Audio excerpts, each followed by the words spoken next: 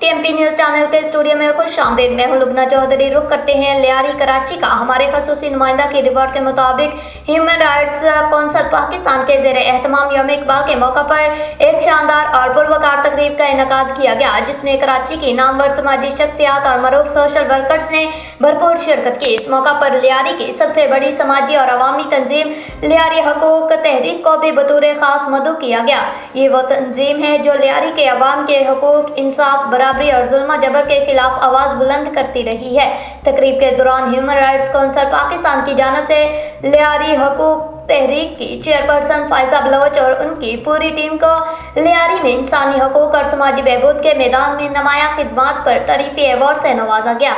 यह एजाज़ न सिर्फ फायजा बलोच और उनकी टीम के लिए बाइस फ़ख्र है, बल्कि पूरे लियारी के लिए एक नेक तमन्ना और हौसला अफजा लम्हा भी है, जो इस बात का सबूत है कि लियारी के नौजवान और ख़वातीन मुल्क के समाजी मंजरनामे पर मुस्बत तब्दीली ला रहे हैं।